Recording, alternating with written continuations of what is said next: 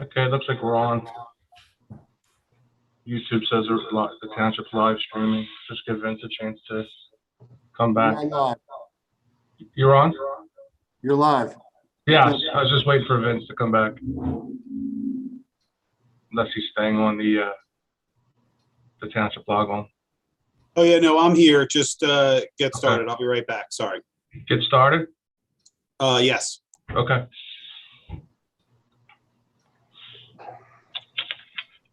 I'm calling to order the Upper Darby Township Police Pension Plan Board of Trustees meeting. First meeting for 2022. Today's date being January 21st, 2022. First order of business, we'll hear a report from Mike Lacken, our financial advisor.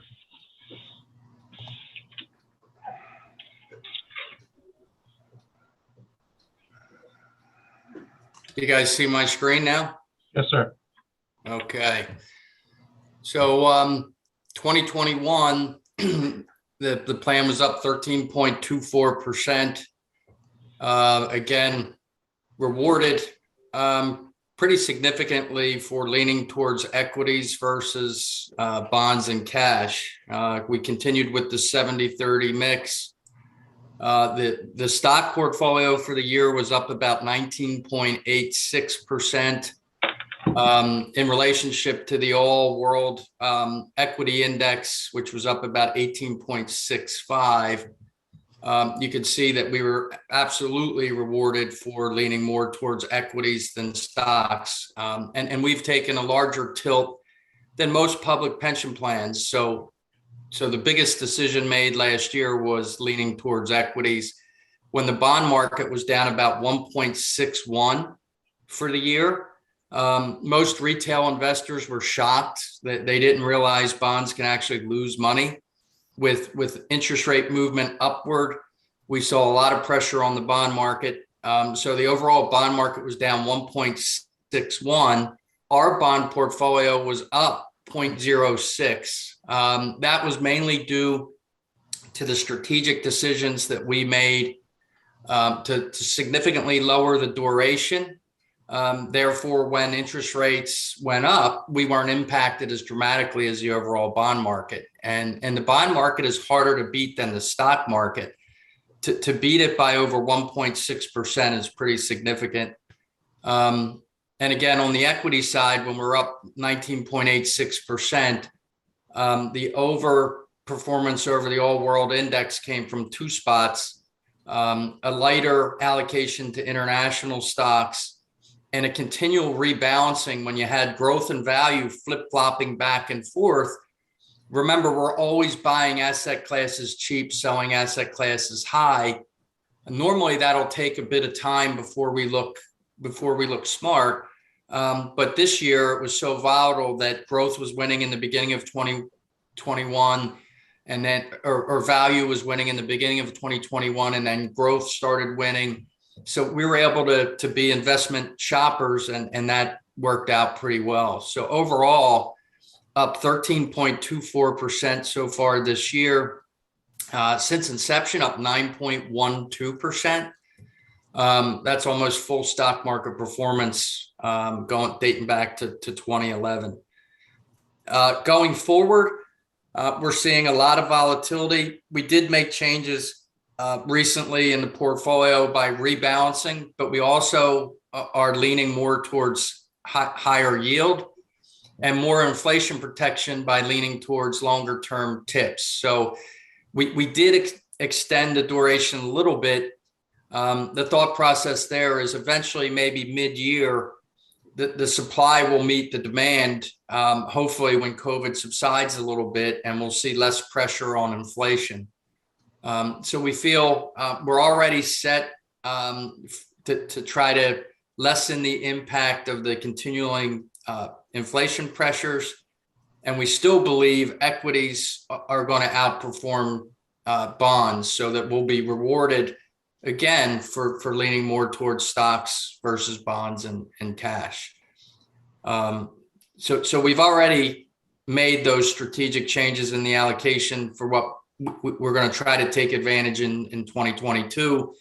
we do expect a whole lot of volatility because a lot of this isn't based on fundamentals. It's not based on price and earnings. It's more based on emotion and inflationary pressures. So we always review the fact that normally each year you see at least a 10% correction sometime throughout the year. We've always taken advantage of that. We haven't seen that since 2020. So just letting the committee know that we do expect a correction. I keep getting that question, when's the market going to correct? When's it going to correct? Well, we expect it to correct every single year, and we normally take advantage of it. We're just hoping it doesn't happen towards year end, but that's okay. We'll still take advantage of it. So with that, I'll open up to any questions.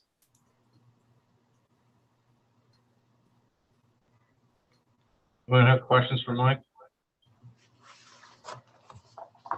I just had one question. Do you think, depending on what's going on with Russia and Ukraine, that could affect us? Last time, Jeff, that's a great question. Last time it had a big impact.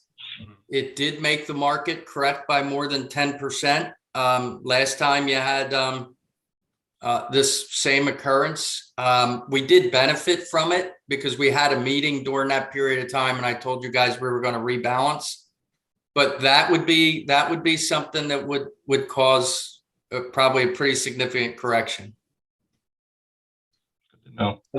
Along with eventually you also have the uncertainty with China and Taiwan.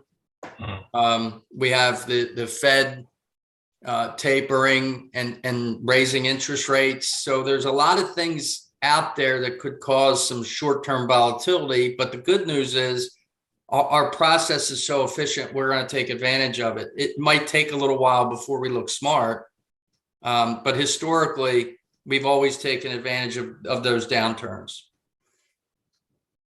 Good. Anyone else? Yeah, I mean, Mike, if you just had to sort of take a spitball guess at what the return would be for 2022, what do you think that would be? Well, our short-term and long-term projection is the same, Vince. It's just how right are we going to be? So we've done things a little differently, but we've been pretty dead on over time because the equity market has run up so much over the last few years. A spitball guess would be somewhere between 5.5% and 6%. And that would be whether we're looking at a 1 year, 5 year, or 10 year. But over 1 year, we could be significantly off. I mean, it could be down as low as, there's a 95% confidence level. We would be somewhere between, negative 10% and positive 27%. So that just gives you, how well any advisor, Vince, could give you that estimate, but we're thinking somewhere in the line of around 6%. Yeah, no, that makes sense. Thanks. Anyone else for Mike? Thank you, Mike. Thank you. We appreciate the opportunity. David Reed, actuary. Thank you. We don't have a formal report today. We're just getting into the new year, and this is an even calendar year. So there is not a year where we would publish a valuation. So we thought it would be at least smart to bring you kind of along with what the schedule would be for the year. There is a measurement done as of 12/31 for the township's financial statements. So that kind of GASB reporting will be, we'll be working on that once we get year asset information. We'll publish that report and send that over to Vince and his team so they can get it to the auditors for their financials. The next would be benefit statements for active participants. We do those every year, even in years where we don't do evaluations. So once we collect plan census data, we'll be able to move that along and get all the actives, a benefit statement ready for distribution. And this is a year where you file with the state plan information through the Act 205 filing form. So that's an electronic process that we will initiate and kind of tee it all up. And the last step would be getting that over to, again, Vince and his team for, their review, and then they can submit it electronically through the state system. And that's that way for all the plans that the township has, including this one. We'll be gearing up toward 2023 MMO conversations as we get into, we usually wait till you're about halfway done with the year so you can report anticipated compensation to us. And once you've got half the year in, we find that that's kind of a efficient exercise for the township to report the compensation back to us to use for the 2023 MMOs. So it's a little bit of a lighter year, absent special stuff. We're always available on demand. We're, retirement calculations, conversations. I don't know where you stand with a CBA, so we're available for those kind of conversations as needed as well. But it's not a year where we have to do evaluation. So this early in the year, no formal presentation on our behalf. No real changes in the public sector community that are worthy of note for now. So unless there's specific questions on stuff that either we're working on or that you have in the back of your mind, we'll give you your time back for today. And you may have an item under old business about cost of living increases. You do have one retiree that's eligible for that as a 1/1. As of when? January 1st would be when that increase would have been effective. Okay. So we'll have a little bit of retroactive applicability depending on, there will be, it just depends on what number it'll actually be based on what basis you choose. Okay. Any questions for Dave?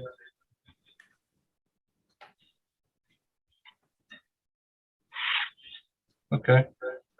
Thank you, Dave. Thank you.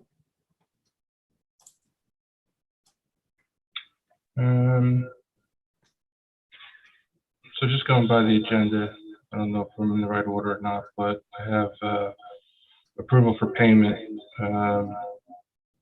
Cousin and O'Connor for $1,050 for quarterly legal services.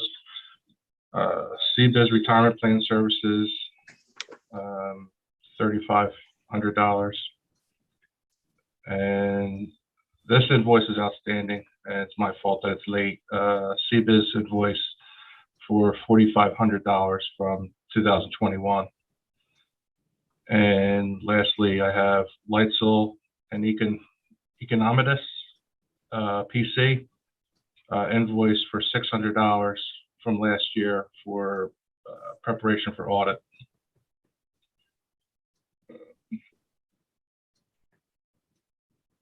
A motion to pay those bills, approval to pay those bills. Second. Second, all those in favor, say aye. Aye. Aye. Ayes have it. Thank you. Bills are paid. Acknowledgement of the deaths. We've had 3 retiree deaths since the last meeting. That'd be Officer Warren Chambers, John Falls, and Anthony Salea, retired superintendent, past superintendent. And then moving on for approval, service-connected disability retirements effective December 1, 2021 for Sergeant Donald Peterson and Officer James Lutz. Motion to retire them on service-connected disability has been approved by the township. I just need I'm making a motion. Second. All those in favor? Aye. Aye. Aye. Ayes have it. And finally, under old business, Lance Sips, Vince Skip Miller had reached out to me and reminded me that we needed to make a move on Lance Simpson. I thought we had done that. I remember you had asked me to put that to bed, more or less. And Yeah. we had spoken to the township's attorney and our plan attorney, and everything's in order. So I did sign off on executing that this week. Great. Thank you. Yes, sir. Any new business? I think we have to address the issue that Dave just raised, correct? About what period we're choosing for purposes of the cost of living increase. Dave, can you recap? Because I know there were some emails about it, but can you recap what the issue is and what the choices are? Sure. I'm going to pull that up while I'm explaining. I'm looking at my other screen. I apologize. The plan provides for cost of living increases for those officers who were hired after on or after 1/1/2001. And with the retirement of the prior superintendent, his hire date was after that. And because of his advanced age, he's a retiree now. So this would have been an issue coming up in a couple of years anyway, as the folks are getting to about 25 years past 2001. But you've got one now. And while the plan does provide for it and the CBA does provide for it, I'm used to seeing in other clients that have the same plan provision, what you look to determine what the cost of living increase is. It's typically a consumer price index, but as we talked about in the memo that we prepared, there are many CPI indexes, and you can get as regionally specific as you want, or urban as you want, or capture all wage earners, when you can really drill down. But there are some common ones that some of our other clients use, and we kind of laid those out. Kevin, where the heck is that thing?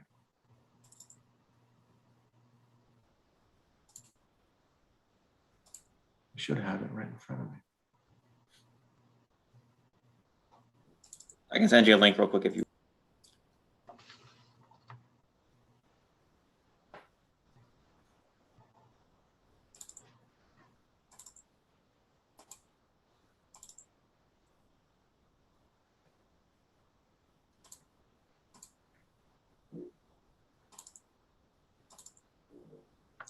Here we go.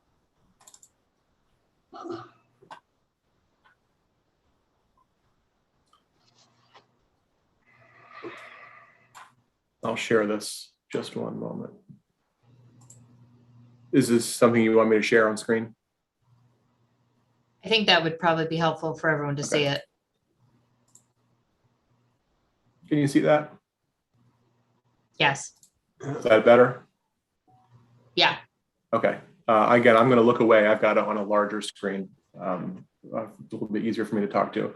So you've got several different consumer price index tables here, and I've highlighted the titles of 3 of those because those are ones that Kevin and I use because it's contained within plan documentation for our other clients that are in our, general, the greater Philadelphia area. So any one of these are appropriate. They're not all that far off from one another. 2 of them are pretty close to CPIU for all US city averages. The difference is whether you're looking back to September or October. The reason for a look back is to give you time to do those calculations in advance of January 1st payments. So being able to rely on statistics through September or October gives us time to do the calculations and communicate changes so that you can implement those within the pension payroll system and communicate it to the recipients if that's what you choose to do.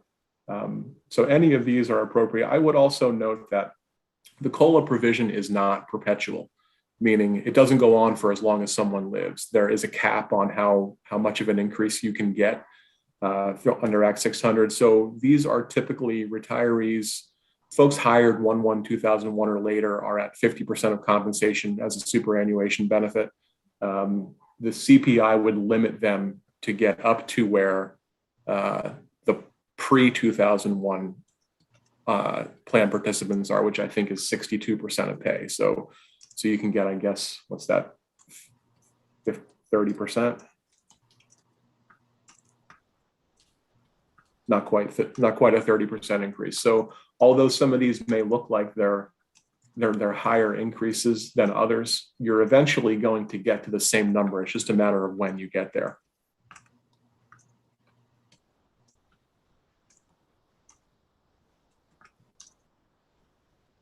And this is the last page of the memo. If I go up a couple of different pages, there are some definitions here, and we kind of spelled out to the trustees and council a little bit of the history. And again, this goes back to November. A little bit of the history and the definitions of the tables, and then the statistics here to guide you to making a decision.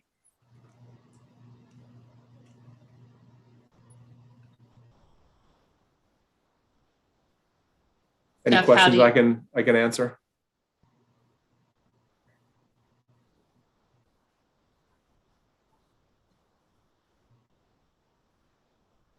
I don't have any questions. Jeff, do you want us to do you want discussion? You want us to weigh in with what we think? Yeah, I would like you to weigh in. Okay, I think we should be looking to the Philadelphia one, just get, geographically, I think it's just the most accurate reflection of where we are being in the Philly metro area versus looking at, all US cities or even the Northeast. I just think that's the most, I think that's the most similar, and also the CPIW, which is really tied to, this type of compensation as opposed to the CPIU. So that would be my recommendation, is that we use that far right column, the CPIW, for Philadelphia. And October, I think, probably makes sense for the reasons that Dave said, just about the timing of, when you do it for when they have to make the calculations to try and avoid retro in future years. That sounds reasonable. Dave, that would work for us, in your opinion? Yeah, and you'll notice that a lot of the numbers pre-2021 were really they don't even compare to where we are today with inflation. So it just happens that this is going to be a sizable, a bigger increase than normal. I don't know if that'll sustain itself or not. But there's some other mathematics behind it too, meaning you can't have any 1 year increase be more than what has transpired since you retired. But this person has only been retired for about a year. So they're going to get roughly anywhere from a 5 to a 6% bump.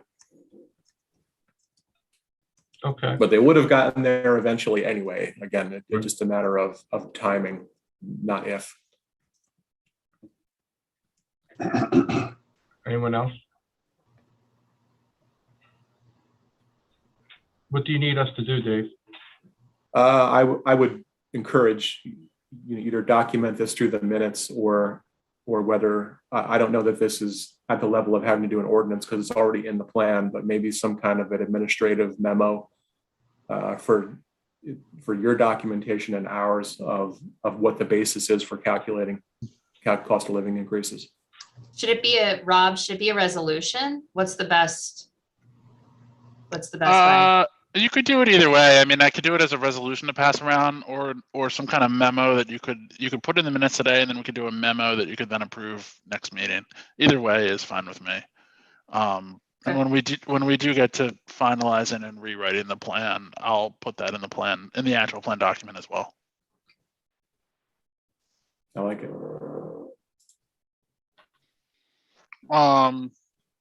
Do you want me to do like a quick memo for the next meeting, or would you prefer I just pass around a resolution for everyone to sign in the meantime? Any you have an opinion? What's best? I don't think it matters. Whoever feels most efficient, Rob. Okay. Vince, you're okay with this? Yeah, yep. You want us to move forward with CPIW Philadelphia for October? I know that there'll be documentation coming. Do you want us to proceed with that COLA calculation and communicate that to the trustees, and so you can direct INR to adjust payments or payment? Yeah, I think so. I mean, I think memo is probably easiest. Yeah. Yeah. I think you do a memo, and then in old business in the next meeting, you can approve it. And I don't think there's any reason to sit and wait another 3 months before implementing the cost of living. I think Dave should just go ahead and do it. Yeah. Okay. Sounds good. Thank you. Thank you.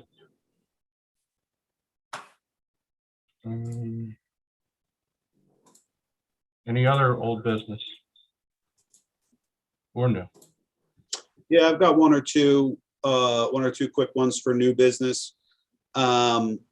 Since we don't currently have any open RFP or contract process, I'd like to ask the board if they would consider thinking about how we vote, either considering a ranked choice format or some sort of tie-breaking provision.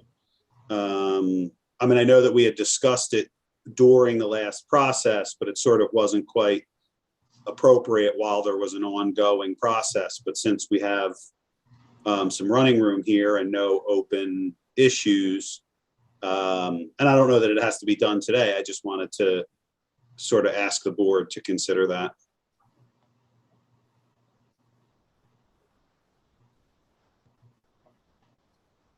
I would be, yeah, I'd be interested in hearing how other boards with even numbers of trustees typically do it. Dave, I don't know if you have experience. I have never run into a board with an even number of trustees. And for those that are, I think your unusual dynamic is you have a joint union and management set of trustees. I mean, frankly, most trustees like this has a super majority on the management side. It's not usually an even number. If there is union representation, it's usually a minority representation. So I've actually never seen an even number like this that's evenly split.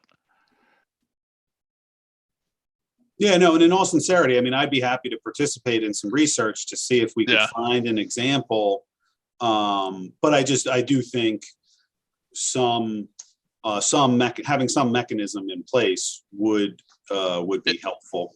In the private sector, and this is only the private sector, not the public sector, usually the chairperson who is elected as a chair has the right to be a tiebreaker.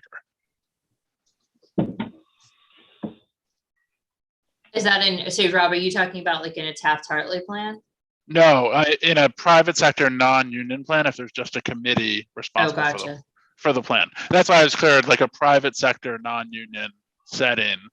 And that, when I say that, that's where the plan sponsor, the company, literally appoints all of the folks from the management side. Usually the chairperson has a tiebreaker if there is a tie. Rob, what happens in Taft-Hartley plans? I don't know. Don't they have even numbers? I don't know offhand. I can figure that out. Yeah, I wonder if that might be something to look at. I'm used to it being even. In Taft-Hartley plans, they have to be even, I believe, by law. So that's why there have to be tiebreak procedures. Yeah, I'll take a look at it. Okay.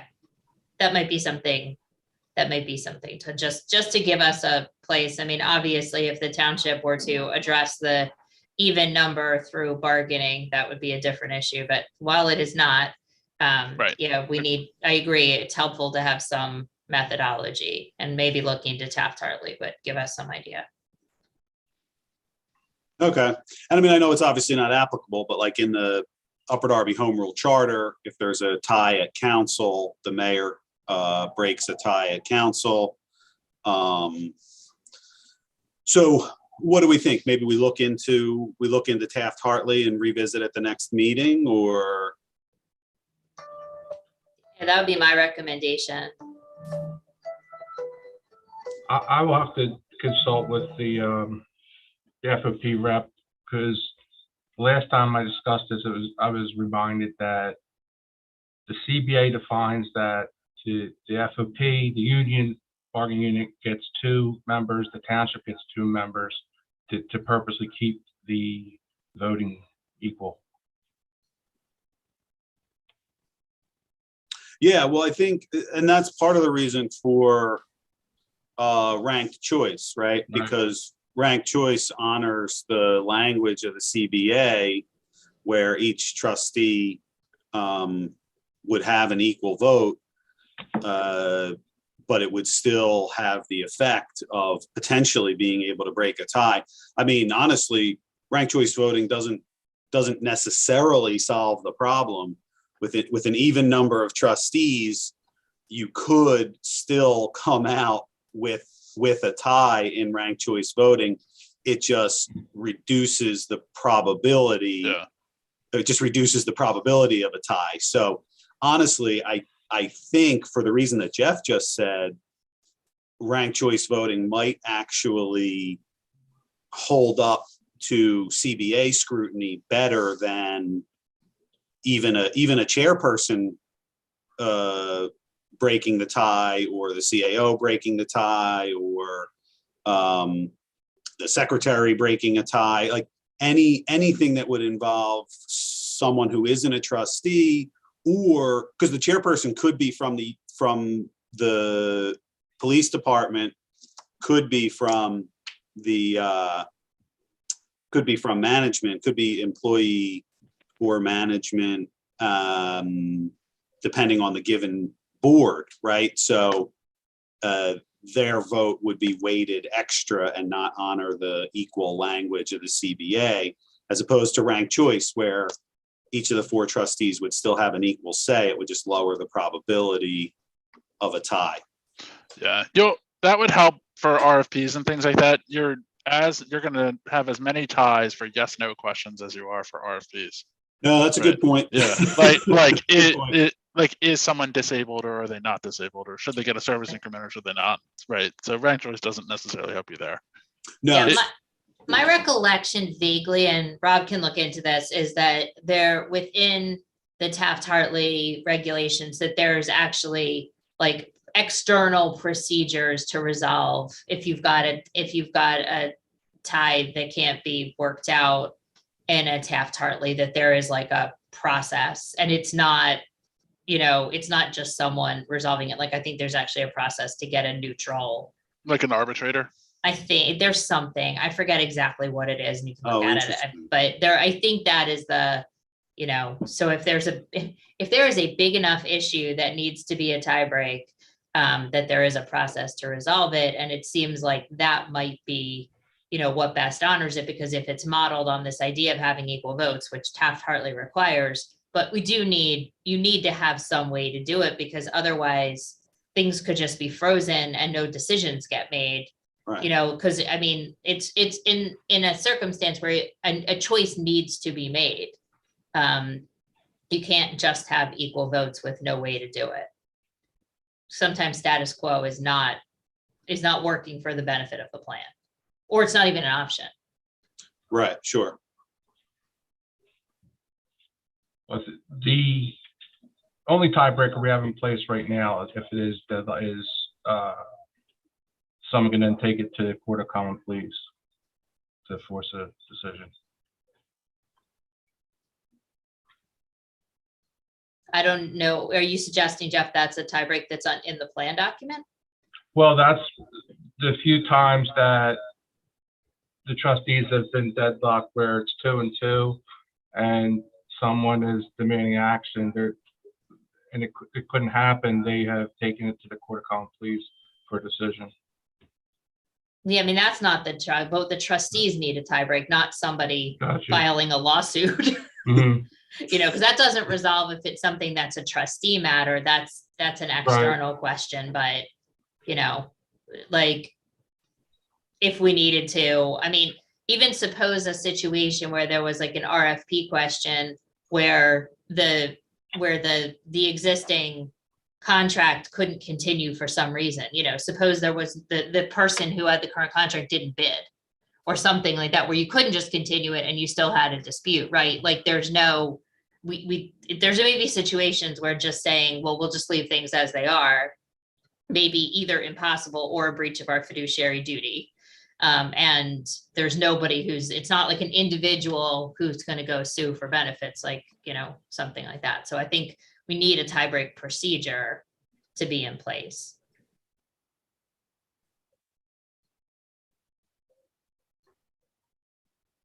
I'll take a look at what the Taft-Hartley rules are, which you could choose to adopt or not.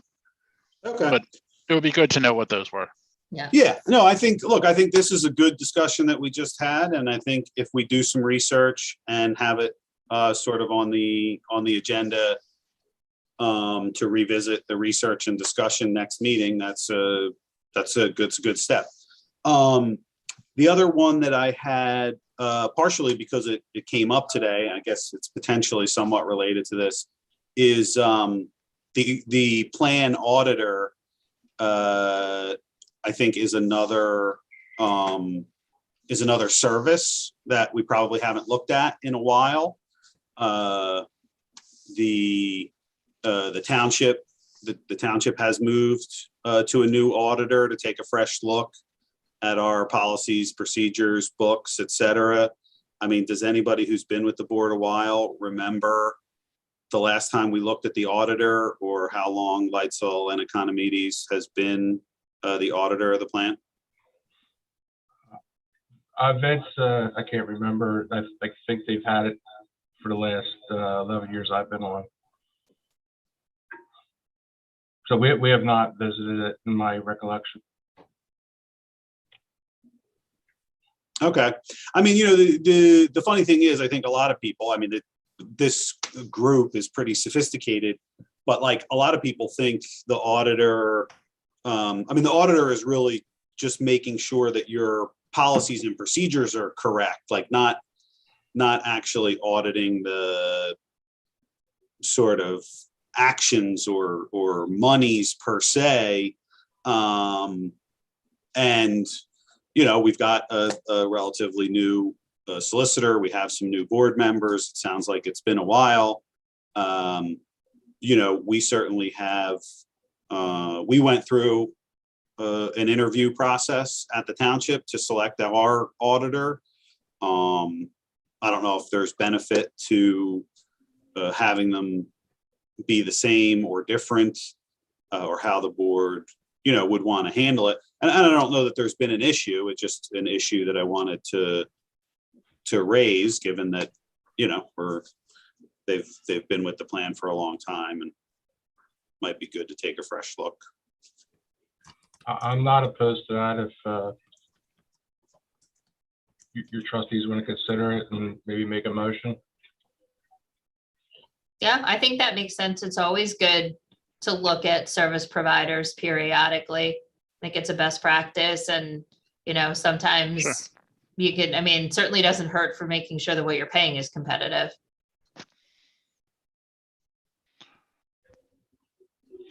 Sure. Okay. Are you, I assume you're hiring an auditor now for 2021. Would this be to hurry up and do it for this cycle, or are you thinking about RFPing it for the next cycle for them to start in 2023?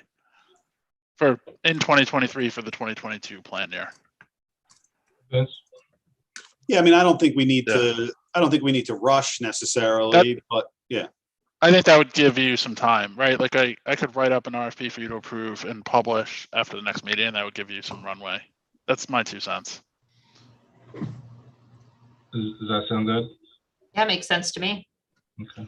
Right, like I assume hiring someone for the 2021 audit is like imminent, right? That you're gonna Right. move. You can correct me if I'm wrong, but I suppose you could delay it for the fall, but I don't see why you'd rush and do it. Okay. Yeah, no, I think that's right. I think it's honestly on autopilot. Like, I don't know that there's any Yeah. proactive action. Mhm. Yeah, I agree with that. yeah. Okay. So Rob will take care of that. I'll take care of that. Okay. All right, great. Yeah, no, I think those were the 2 that I had. Okay. Any other new business? I'll make a motion to adjourn the meeting. Second. Second, all in favor, say aye. Aye. Aye. Meeting is adjourned. I'll see you all in a couple months, and hopefully our secretary's healing and will be back. There you go. Thanks, everybody. Lovely. All right, take Thanks care, For your everyone. service, Hey, guys. thanks, guys. Bye-bye. Yeah, Thank you. everyone. Thank you. Please.